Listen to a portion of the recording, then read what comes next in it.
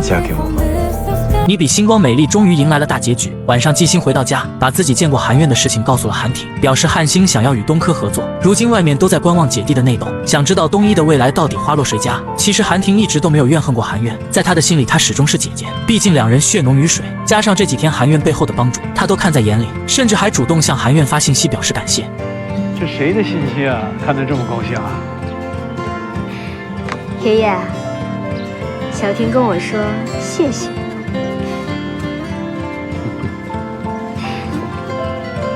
在接下来的日子里，季星无微不至地照顾着韩婷，亲自为她刮胡子，而不小心刮破了脸颊，甚至还每天为韩婷变着花样的熬着各种骨汤。由于韩婷已经喝了1个月的骨汤，对这些骨汤早已喝腻了，也不想浪费季星辛苦熬的汤，便提议和季星玩游戏，一起把这锅汤解决掉。最终一锅汤被两人喝得一干二净。我今天喝了大概有1314克，你呢？我喝了521克。突然觉得每天喝汤也不是不好，明天要不要再弄一个？韩婷恢复好后，便迫不及待地找到爷爷，同时将智慧云医生的研发报告拿给爷爷查看。他想将这份研发报告公布于世，虽然这样意味着东阳在过去的10年所有的努力一切归零，但他相信未来10年乃至更久，东阳将会后来者居上，立于不败之地。爷爷看过报告后并没有干涉，只是叮嘱韩婷照顾好韩院，同时催促韩婷尽快把喜事办了。你真以为谁跟你韩婷在一块儿就是一笔好买卖呀？人家季星这姑娘啊，还真不错。你赶紧抓紧时间把婚结了，别让人跑了。东阳医疗为了推动业内相关技术的研究和交流，将免费非专利的公开智慧云医生的一切研究资料，供各界相关人士研究参考，希望他们能为国家的发展助力，为社会尽一份力量。韩婷的这番作为，直接让远在德国的秦丽佩服至极，立刻打电话表示祝贺，同时让韩婷回国后请自己吃饭。而长河也意识到，这么多年，韩婷从来都没有把童科当作对手，他的目标是让整个医疗界百花齐放，共同繁荣。认为是自己低估了韩婷的心胸和格局，也慢慢的放下了对韩婷的争斗，甚至还劝曾迪放下韩婷，多看看眼前的人。你我都不是输不起的人，你的人生路还很长。我希望你能放下韩婷，多看看外面的世界，看看眼前的人。长河和曾迪因为张凤美事件以及诽谤汉星产品和辐射超标被带走调查了。人总要为自己的错误付出代价。是。韩婷也准备回季星老家和季星父母见一面，虽然猜到二老会为难自己，但也要取得他们的信任，毕竟自己要娶他们的女儿。父母得知季星要回来后，便做着各种美食。然而让韩婷和季星没想到的是，桌子上全是麻辣口味的饭菜，这一看就是在给韩婷下马威。其实他们也是担心女儿再次受到伤害，担心两人1日3餐都吃不到一块，怎么生活到一块？韩婷听后也向父母做了保证，同时会对季星敞开所有，多去沟通，多去包容。最终父母也接受了韩婷，把自己心爱的女儿交给了韩婷。我嫁了人，我也是你女儿。以后我有了孩子，我还得叫你妈，一辈子都是你的拖油瓶，你躲都躲不掉呀。临走时，父母还为两人准备了各种好吃的，把整个行李箱塞得满满当当的。也许这是所有做父母的欣慰，他们都希望把最好的留给自己的儿女，甚至还在最后一家人拍了一张全家福。1、2、3。至此，季星想要和韩婷一起做的10件事，也终于全部完成。韩婷更是在星空的见证下，完成了一件人生大事。季星，你愿意嫁给我吗？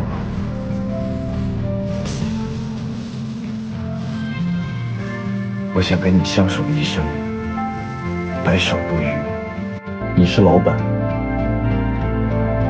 不要把心思花在算计别人身上。经过萧一萧的帮忙，星辰公司的原材料1个月内到货。然而就在大家为之高兴时，曾迪再次找到马总问责。马总对此也非常无奈，他虽然答应曾迪拖延时间，但面对别的朋友和他打招呼，他也无法拒绝，只能答应1个月之内发货。曾迪听后想要知道谁在背后帮助星辰，然而马总却面露为难，不肯告诉他。曾迪见状也不想为难马总，便让他30天再给星辰发货。1个月内是多少天啊？这10天也是1个月内，30天也是1个月内。我肯定会拖到30天再给星辰发货，1天也不会提前。如果有人问起来这事儿，明白，你放心。季星这边得知要1个月才发货后，认为时间太久了。由于星辰和东一签的合同里有时间节点，如果材料不到位，他们就无法生产样品，甚至还要面临违约的风险。就在季星下楼买咖啡时，碰到了韩婷。在得知星辰原材料要1个月才发货后，便想向季星伸出援手，然而却被季星坚定的拒绝。东一有那么多材料供应商，你随手就能帮他，为什么选择袖手旁观？我不明白。我相信他能自己解决。次日，就在季星为原材料发愁时，丽丽为他送来了甜点。这家甜点平时非常难买，每天都排了很长的队，还是丽丽和前面的人商量送他们些甜点，才让他们帮忙买的。季星听后瞬间想到了原材料的解决办法，他们也可以通过这种方法来购买原材料。我们直接找排在我们前面的厂商借，再跟他们聊加5%的通道费。但那些厂商都需要原材料进行推动生产，不一定会轻易松口。5%不行就加到8%，实在不行就加到10%，多问几家，总会有人答应的。丽丽立刻前去查找排在他们前面的厂商，而韩婷这边主动约见曾迪，话里话外警告着曾迪不要再为难星辰，让他不要把心思放在别人身上。让马总拖延原材料发货时间，导致星辰产品实验进度跟不上，和你没关系吗？他星辰买不到原材料，关我什么事？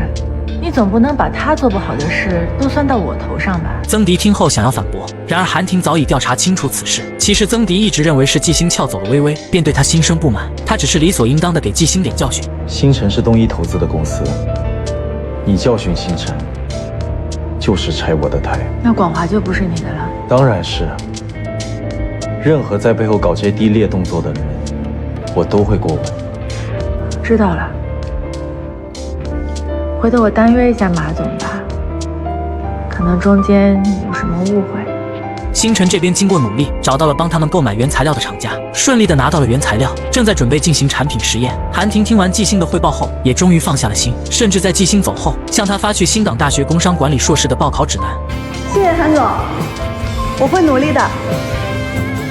在接下来的半年里，星辰开始进行产品实验项目，每个人各司其职，进行着忙碌的工作状态中。季星也顺利报考新港大学工商管理硕士，每天前来听向教授讲课。这天下课时，他看到同行之间的前辈马总也前来听讲，便想要上前和他打招呼。然而当马总看过季星的名片后，便以有事为由转身和向教授前去打招呼。季星见状非常失落。这就是你的笔记。韩总，你怎么在这儿？向教授，你在外面等我一下。嘿，韩婷的出现瞬间扭转了局面，就连刚刚看不起季星的马总都向他示好，希望有机会和韩婷合作，甚至在走时还特地向季星递交了自己的名片。为了感谢韩婷的帮忙，季星便请韩婷前来学校食堂吃饭。然而就在两人吃饭途中，季星却接到苏之洲打来公司出事的电话。你可算接电话了，急死我了！怎么了？你慢慢说，别着急。小组操作的时候把打印机给弄坏了。我想要一直陪在你身边。不好意思啊，我还没有准备好进入一段新的感情。魏秋子主动向邵一晨表白被拒，而陆林家在涂小萌的帮助下，对酒吧有了整体的规划。原来自从季星和邵一晨分手后，魏秋子便以各种理由接近邵一晨，在他的心里早已把邵一晨当作自己的择偶标准，对他仰慕已久。这天还亲自买来了菜，主动请缨前来为邵一晨做饭。一晨师哥，你喜欢吃辣椒炒肉吗？我前几天刚学了一个特别正宗的做法。可以，那你还喜欢吃什么呀？都可以。那我给你做几个清淡的吧。之前我跟星星待久了，变得我也爱吃辣了。不过我最近好久都没吃清淡的了。魏秋子的一番话，直接让邵一晨想起了季星。魏秋子也察觉到自己说错了话，便连忙向邵一晨道歉，然而却不小心切到了自己的手。邵一晨见状，连忙带着魏秋子前去包扎，甚至还细心的帮他处理伤口。我再亲一他。没事，痛过之后，伤口才能愈合吗？魏秋子希望邵一晨从季星的感情中走出来，然而邵一晨并没有理解他的意思。看着面前为自己包扎伤口的邵一晨，魏秋子内心思绪万千。由于魏秋子的手被切伤，最终还是邵一晨下厨做了饭菜。饭桌上，邵一晨再次向魏秋子表示感谢。如果不是他当时借钱给他，家里的事也不会这么快得到解决。甚至这段时间，魏秋子还一直来安慰他，而魏秋子也趁机向邵一晨表明了自己的心意。一晨师哥，我只是想多帮帮你。谢谢。只要你需要，我随时都在。我想要一直陪在你身边。邵一晨听到魏秋子的话感到震惊，随即以自己还没有准备进入一段新的感情为由，拒绝了魏秋子的表白。魏秋子听后内心非常失落，随即让邵一晨不要放在心上。另一边，陆林家则拿出手机进入涂小萌的直播间，为她刷起了礼物，同时请求涂小萌帮忙询问网友对去酒吧的见解。涂小萌却直接站起身走开了。而陆林家经过一番思索后，也为酒吧起了一个名字。次日，陆林家便来到乐器店，想要挑选一些能够撑场面的乐器。就在他专心挑选时，却偶然遇到了涂小萌。聪明果，你怎么在这儿？陆林家把自己开酒吧的想法告诉了涂小萌。根据涂小萌上次提的建议，对企划案有了规划。只要方案经过韩婷的审核，便可以拿到投资，直接开酒吧。为了感谢涂小萌的建议，陆林家甚至还邀请涂小萌做酒吧的顾问。你干脆来做我酒吧顾问吧，你过来玩喝酒，我给你免单。行，那陪我挑乐器。走啊，走。你怎么操作机器的？我们要是不能如期交付内测，这责任你担得起吗？星辰的打印机因为操作不当直接宕机，季星为了诚信和韩婷的支持，决定无论如何也要完成工作任务。原来季星为了感谢韩婷，便请她来到学校食堂吃饭。两人在吃饭中聊起了那年比赛获奖，季星请客吃饭韩婷没来的事情。韩婷也向季星说明了当时的情景。那时候我去了德国，给你发过信息，是你不回复我。你给我发信息了。那天我不小心把手机丢了。这时韩婷才知道当年发信息季星没有回复的原因。就在季星信心满满向韩婷汇报星辰的工作进展时，苏之洲却打来电话告知他公司的打印机坏了。原来是小左在操作打印机时，由于操作不当，直接导致打印机一开机就宕机。季星听后直接让苏之洲联系北迪进行维修，他也在韩婷的陪同下立刻赶回公司。星辰运营到现在还没有一个明确的赏罚管理制度与人事管理制度，出现这样的事，一定跟流程与管理有关。你刚学会管理，该学以致用了。途中，韩婷让季星尽快完善公司的奖罚管理制度，认为不能光靠员工自觉去工作，危机感和激励同样重要，要让他们有竞争与淘汰的意识，甚至还让季星对犯错的员工进行追责，同时是情节考虑是否开除。开除？太残忍了吧！管理太仁慈，时间久了威信就没了。可是除了规章制度，还有人情呢。季星并不认同韩婷的做法，他认为小左是个可造人才，一毕业就来到了星辰，甚至担心这样做会打击其他员工的积极性。他相信会有比这更好的解决办法。你可真会替人着想。你有没有想过，如果你无法按期完成，合同会算你违约？我们一定按期完成，不会违约。苏之洲这边一直在联系北迪，然而他们全公司去外省团建，无法派人当天来修。季星回来了解情况后，便把苏之洲和丽丽喊到办公室，询问具体原因。当时在场的还有谁啊？小左自己一个人操作的。操作规定不是说了必须2个人同时在场吗？面对季星的询问，苏之洲表示材料供应厂商的合同出了问题，导致到货的时间推迟了3天。他带着大家加班审核工艺流程，由于人手倒不开，便让小左一人操作了打印机，导致了打印机直接宕机，什么故障也查不出来。丽丽想要向韩婷说明情况，推迟样品送检时间，却遭到季星的拒绝。她不想失去诚信，更不想愧对韩婷的支持，给她掉链子，决定无论如何明天也要把样品送到东一进行内测。随即他安排苏之洲安抚大家的情绪，他和丽丽则联系其他公司寻找打印机。而另一边，韩婷正在向董事会汇报工作时，却遭到个别董事拿着季星打印机损坏的事情向他发难，甚至还要为星辰引进一个职业经理人协助管理星辰。我说过，我负责就一定会做到。星辰不需要空降任何人。散会后，唐宋提议让韩婷提醒一下季星，遭到韩婷的拒绝。他不想因此事再给季星压力，他相信季星可以摆平此事。而季星这边也终于不负众望，找到了愿意借他们打印机的公司。南友科技的郑总答应借我们打印机了。南友科技在京西，我之前的公司跟他们有过业务往来，我去吧。季星立刻安排丽丽和苏之洲连夜前往京西，他则喊上小左小夏前往实验室，试图维修打印机。虽然他们已经联系到打印机，但季星为了以防万一，要做2手准备，便让小左前去找打印机的说明书，开始对打印机进行软硬件排查，同时向北迪打电话进行视频指导。我一会儿给北迪的人再打个电话，问问他们可不可以视频线上指导一下。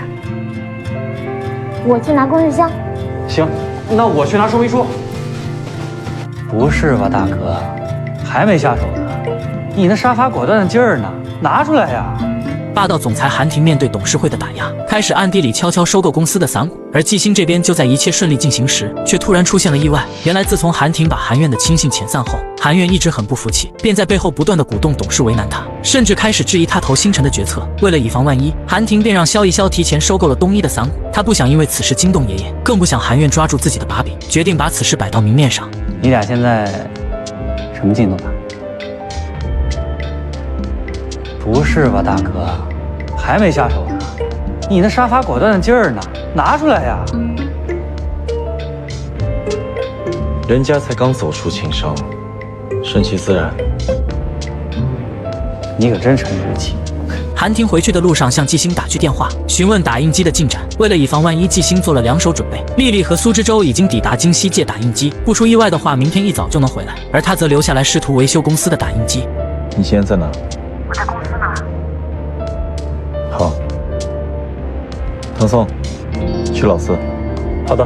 季星挂断电话后，便出来等待打印机的情况。此时的每个人脸上都露出沉重的表情，他们不知道能不能度过这次劫难。然而就在这时，小左急忙跑过来，告诉季星打印机宕机的问题已经解决，正在开始打印样品。众人听后非常开心，韩婷也特意前来给大家送来了夜宵，这让季星对韩婷非常感动。小左看到此事竟然惊动了韩婷，便猜测自己可能会被开除。他承认自己犯了不可饶恕的错误，如果真要开除他也认了，但他认为星辰的前景好分为好，他有点舍不得走。小夏见状连忙安慰小左，认为季星不会把他开除的，让他不要想那么多，全身心的投入到工作中。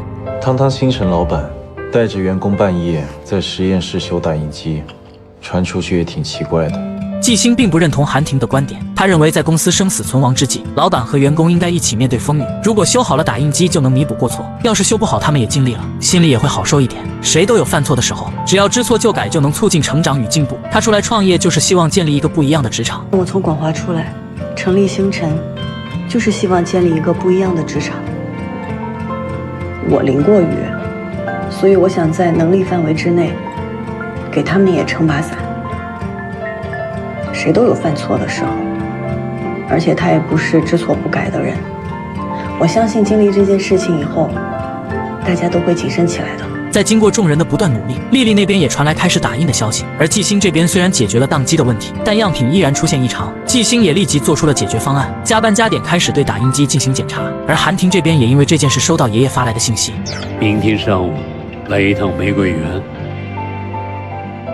次日一早，韩婷便前来见爷爷。爷爷一上来便指责韩婷做事天马行空，肆意妄为，认为星辰的管理如此混乱，让他同意为星辰引进职业经理人。韩婷对此并不赞同，他认为如果引进职业经理人，星辰的核心团队就会被架空，这样就会失去投资他的意义。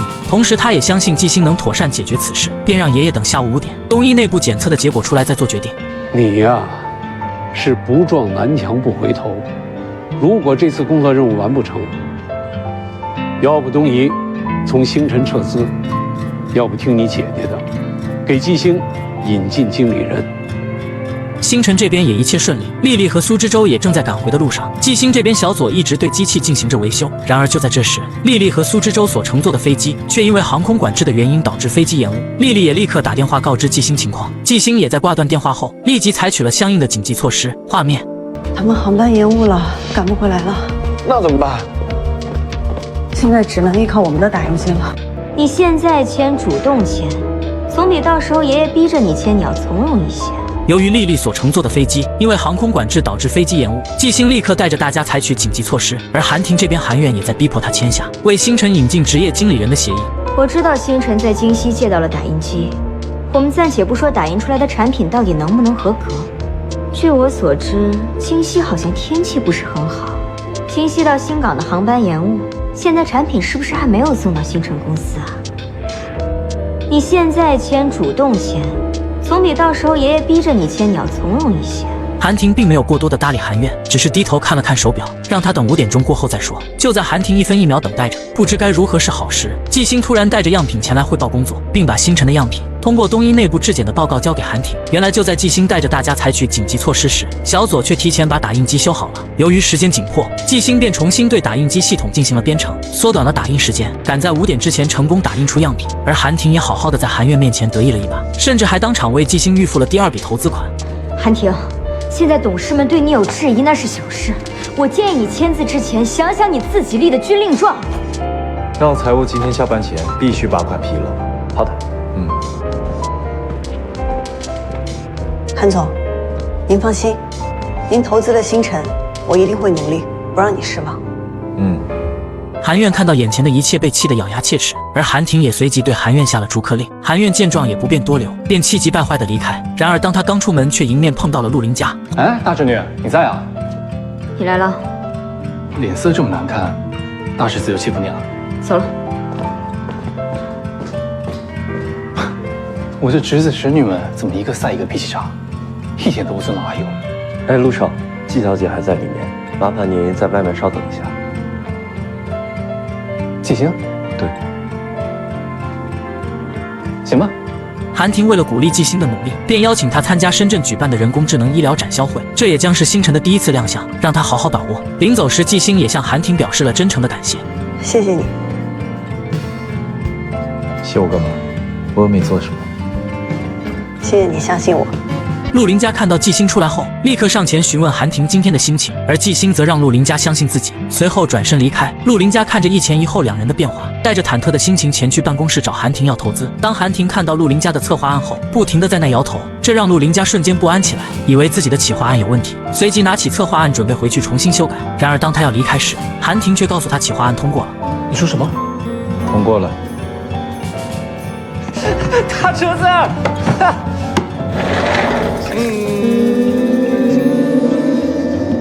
季星回到公司后，便召开会议，对这次事件进行总结。小左也深刻意识到自己的错误，向大家道歉。季星也对此次事件进行了处罚。丽丽因为没有盯紧合同进度，导致材料入库时间延误；苏之洲因为没有遵守打印机的操作规定，私自让小左一人操作机器，违反了审核签字才能操作的规定。季星也做出了反省，作为公司的总经理，没能制定严格的规范制度，导致此次事件的发生，并主动承担主要责任。这是我们星辰遇到的一次大坎儿，但是我看到了大家的团结。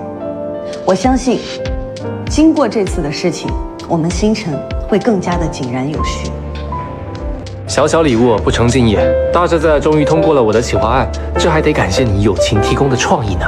陆林家的酒吧企划案经过涂小萌的提点，终于通过了韩婷的审核。他拿出手机想要把这一好消息告诉涂小萌，然而刚来到直播间，便听到有网友刷礼物想要娶涂小萌回家。陆林家一时气不过，直接用刷礼物的方式淹没了网友的评论，同时发信息邀请涂小萌帮忙前来酒吧看看现场的音效。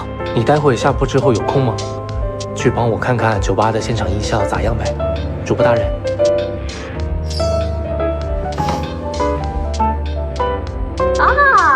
谢谢大家，谢谢大家源源不断的礼物。涂小萌在直播结束后，便来到陆林家的酒吧。陆林家热情地介绍了他重金淘来的设备，甚至还为涂小萌献唱了一首歌。涂小萌在台下听着陆林家喜剧的歌声，笑出了声。来之前只跟我说是让我来帮你看看这酒吧的音响条件的，可没说让我来看喜剧表演的啊。叔，我就不太会唱，你是专业的，你来。啊！陆林家拉着涂小萌想让他上台献唱一首，涂小萌无法拒绝陆林家的请求，直接现场演唱了一首歌。陆林家瞬间被涂小萌美妙的歌声所打动，目不转睛地看着台上的涂小萌。在涂小萌演唱结束后，陆林家对涂小萌一阵夸赞，甚至还主动邀请涂小萌前来酒吧驻唱。来我酒吧驻唱吧。啊，我考虑考虑吧。奇了怪了，我之前到底为什么会讨厌他呀？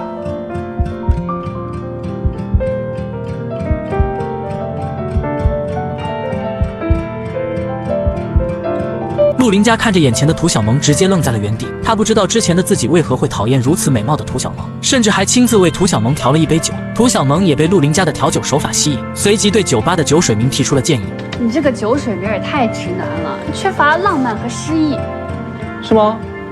那你有什么想法？生意好的酒吧呢，贩卖的一定不只是酒，还有幻想。你看这个龙舌兰日出，如果把它改成保你这周不加班酒，是不是打工人听了都想来一杯试试？陆林家听取了涂小萌的建议，拿起旁边的笔，开始和涂小萌讨论起了酒水的名字，把酒吧所有的酒水名字进行了更改。经过涂小萌的提点，陆林家还为酒吧增加了一款暗戳戳表白的酒。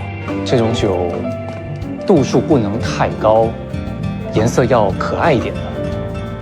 用果酒樱桃来做。那这款酒叫什么？它叫1+1等于-2。为什么不是2？因为得转正。哦，在接下来的几天里，陆林家的酒吧经过一番整改，也将迎来开业。陆林家还特意发信息邀请涂小萌开业当天前来做探店推广。那开业的时候去线下直播？开业就好好过来玩，还工作干嘛？开业之后随便找一天过来直播吧。遵命。陆林佳在邀请到涂小萌后，便打开了他的朋友圈照片，坐在那里傻笑。调酒师看到陆林佳在那盯着手机开心的模样，便侧身上前查看，才发现陆林佳正在偷看美女。陆林佳见状，直接将她支开，对着涂小萌的照片仔细查看了起来。确实挺漂亮的，以前怎么没发现这么漂亮的？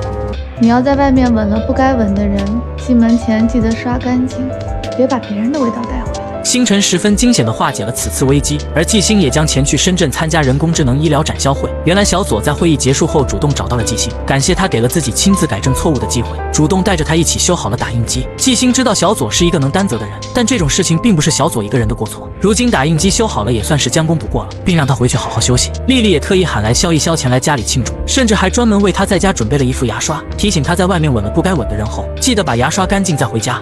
我这个人呢，各色得很，尤其是对味道。你要在外面吻了不该吻的人，进门前记得刷干净，别把别人的味道带回来。我也很挑剔啊，让我舒适的味道我已经找到了，干嘛还要出去找呢？韩婷把人工智能医疗展销会的邀请函发给季星，让季星明天给他回复。季星看到后高兴不已，直接向韩婷进行了回复，并对今天的事情向韩婷表示感谢。然而只换来韩婷的一个恩字。韩总，你知不知道你光回一个恩显得不太礼貌，略显冷淡。我现在就可以给你答复。我现在就可以给你答复。我现在就可以给你答复。韩婷趁机向季星询问大黄的情况，同时让季星发几张大黄的照片。季星也连忙起身前去寻找大黄，为韩婷发去照片。当韩婷看着照片中胖嘟嘟的大黄后，认为大黄吃胖了。胖了。所有动物胖了都会更可爱。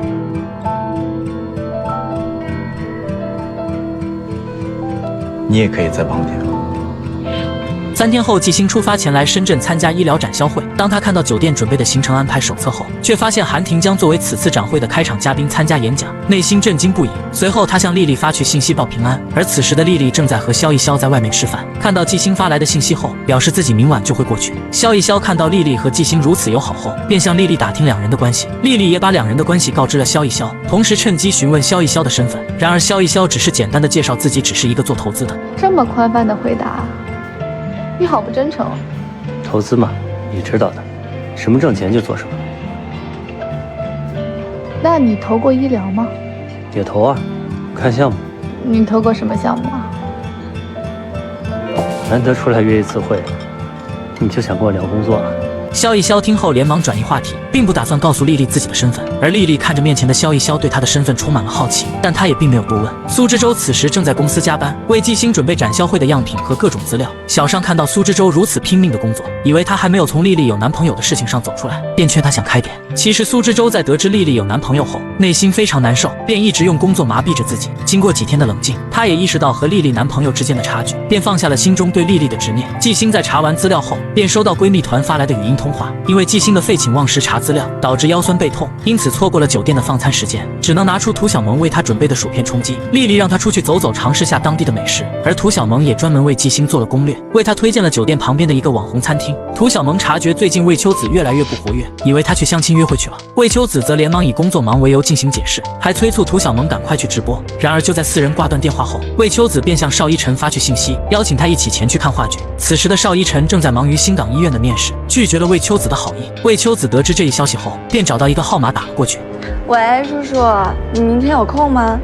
季星现在是星辰的老板，不是广华的员工，以前的旧账不要再翻了。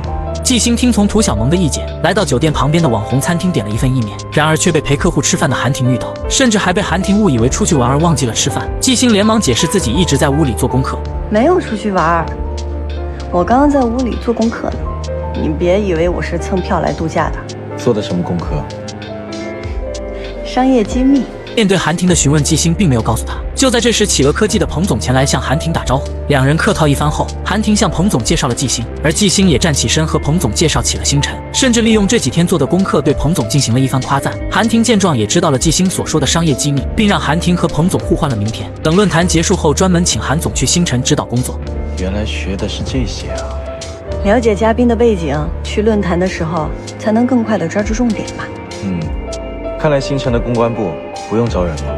哼，我就当你是夸我。就在两人坐在餐厅聊天时，曾迪则在到处寻找韩婷。当看到韩婷和季星在一起聊天时，便醋意大发，直接上前对季星进行了讽刺。星辰刚起步就能参加规格这么高的论坛，怪不得人家说，找到一个好的投资者，就好比上了快车道。星辰本身就有实力，收到邀请迟早的事，我只不过让时间变短了一些。曾迪面对韩婷的回答，并没有就此罢手，以季星是广华的老员工为由，让季星去广华的展位学习，甚至还为季星的突然离职感到遗憾。当时离开广华闹得也不是很愉快，大家还把开除朱磊的事儿都怪在我头上。当时我还想不通，但是我现在也理解了，出了事儿总是要有人背锅嘛。曾迪因此在餐桌上对季星针锋相对，以韩婷在广华初创期间介绍人脉的事，揭露着季星用韩婷的名义和北迪合作的事情。季星听后并没有过多言语，直接拿起包离开了餐厅。待季星走后，韩婷特意让服务员对意面进行了打包，同时提醒曾迪不要再翻以前的旧账。季星现在是星辰的老板，不是广华的员工，以前的旧账不要再翻了。我不过是想跟他好好叙叙旧而已，谁知道他抓着过去的事不放。他为什么这样？你心里没数？季星出来后便一人来到海边，同时接到了丽丽打来的电话。他把遇见曾迪的事情告诉了丽丽。也许是季星知道曾迪对自己所做的一切，便对曾迪产生了厌恶。丽丽听后认为所有的事情都是有原因的，怀疑季星是因为他和韩婷暧昧不清的关系而对他产生了厌恶。他跟韩婷有什么关系？跟我有什么关系？这你烦什么？是不是让我说对了？韩婷拿起服务员打包的意面走后，曾迪一人便独自喝着闷酒。而在远处看到这一切的常总也来到曾迪的面前，甚至还拿出一件价值不菲的项链送给曾迪，让曾迪退了韩婷的投资。要不把韩婷给你的投资退了，我投你。东一不能给你的，同科能给；东一能给你的，同科给双倍。曾迪见状猜出了常总的意图，虽然他和季星之间有所矛盾，但还不至于不念旧情背信弃义。随后以礼物太贵重为由还给了常总。不着急，慢慢来。另一边，韩婷找到独自坐在海边的季星，把打包的意面交给他，并劝季星不要和曾迪吵，认为这样对他并没有好处，只会激化两人的矛盾，甚至还把上次原材料的事情告诉了季星。你觉得上次原材料的事是偶然事件吗？曾迪。这时季星才知道一切的背后全是曾迪在阴他。他已经离开了那个处处为自己穿小鞋的公司，没想到曾迪还不断的为难他，这让他一时无法接受，对此愤愤不平。韩婷则让他控制好自己的情绪，随后离开了此处。哪儿去？工作。